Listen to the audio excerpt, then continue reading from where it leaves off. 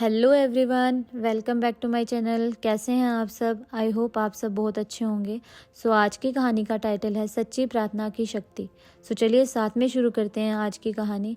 I hope आपको मेरी ये कहानियाँ पसंद आ रही होंगी। आगे भी मेरी कहानियाँ सुनने के लिए प्लीज़ मेरे चैनल को लाइक एंड सब्सक्राइब कर दीजिए। चलिए शुरू करते हैं एक साथ आज की कहानी।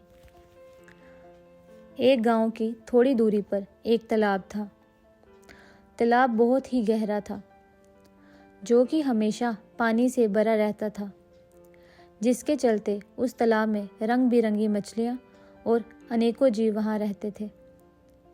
मछलियाँ देखने में बहुत सुंदर लगती थी, जिसके चलते गांव वाले उन मछलियों को कभी भी नहीं मारते थे और गांव के लोग उन मछलियों को आटे की गोलियां भी खिलाते थे, जिसके कारण उस तालाब की मछलियाँ, मेंढक जैसे जीव बड़ी शांति से अपना जीवन व्यतीत कर रहे थे।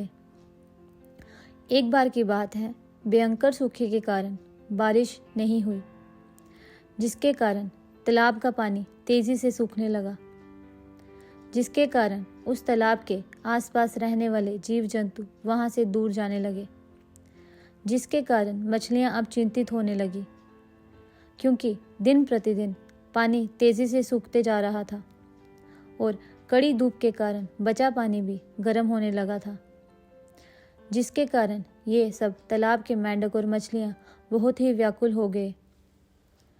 सूखे के कारण अब तालाब के आसपास एकदम से वीराना सा हो गया था।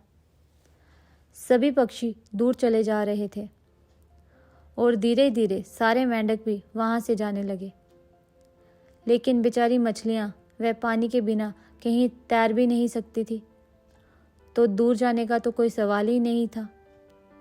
अब वह बेचारी मछलियां करे भी तो करे क्या, उन्हें कुछ समझ में नहीं आ रहा था। लेकिन तालाब में एक ऐसा मेंढक भी था जो वह कहीं नहीं गया, जिसे देखकर मछलियों ने कहा, अरे भाई, आप तो यहाँ से जा सकते हैं और अपनी जान भी ऐसे बचा सकते हैं। इस पर मेंढक ने कहा, मुझे ये अपनी जन्मभूमि बहुत ही प्यारी है, इसे छोड़कर मैं कहीं नहीं जा सकता हूँ। मैंने इसी तालाब में जन्म लिया है और इसी तालाब में पलकर बड़ा हुआ हूँ।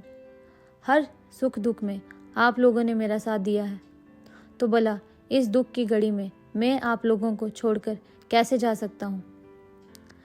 इस पर मछलियों ने कहा कि हम तो मजबूर हैं, हम सब आपकी तरह फुदक फुदक कर कहीं जा भी नहीं सकते हैं और ना ही पक्षियों की तरह उड़कर अपनी जान बचा सकते हैं, लेकिन आप तो कहीं भी जा सकते हो और अपनी जान भी बचा सकते हो। इस पर मेंढक ने कहा कि भला मैं तुम लोगों के साथ कैसे छोड़कर तुम्हें अकेला जा सकता हूँ। सब दिन बराबर नहीं होते हैं, हर दुख के दिन के बाद सुख के दिन भी आते हैं, इसीलिए हमें ईश्वर पर विश्वास करना चाहिए।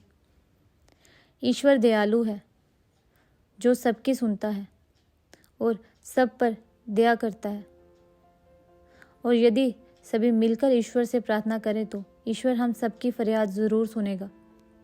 इसीलिए आज शाम को हम सभी मिलकर ईश्वर से प्रार्थना करेंगे तो ईश्वर हमारी भी सुनेगा। और मेंढक के कहे अनुसार सभी मछलियाँ शाम को ईश्वर की प्रार्थना करने लगी और सबके मन में यह अटूट विश्वास था कि ईश्वर उनकी ज़रूर सुनेगा।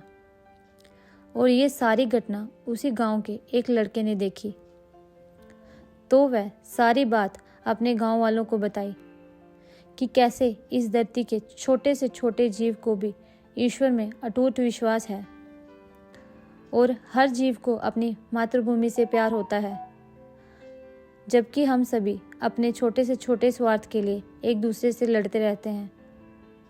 इसीलिए हमें भी उन मछलियों की तरह ईश्वर से प्रार्थना करनी चाहिए। इसके बाद गांव के सभी लोगों ने मिलकर सच्चे मन से ईश्वर से प्रार्थना की और फिर ईश्वर की दया से रात होते होते आकाश बादल से घिर आए। फिर बहुत जोरों से खूब बारिश हुई और वह तालाब सहित चारों तरफ पानी ही पानी भर गया, जिसके बाद एक बार फिर से चारों तरफ खुशहाली आ गई। Guys, moral of the story is, इस कहानी से हमें क्या सीख मिलती है? जैसे कि कहा भी गया है, सुख और दुख के दिन हर किसी के जीवन में आते हैं, लेकिन हमें कभी भी दुखों से घबरा कर अपना धैर्य नहीं खोना चाहिए और ईश्वर में अटूट विश्वास रखना चाहिए। सभी परिस्थितियों का डटकर मुकाबला करना चाहिए और जो लोग दुख में अपना धीरज नहीं खोते, वही लोग दुखों का सामना भी अच्छे से कर लेते हैं। Thank you guys, please like and subscribe my channel and thanks for watching. Bye.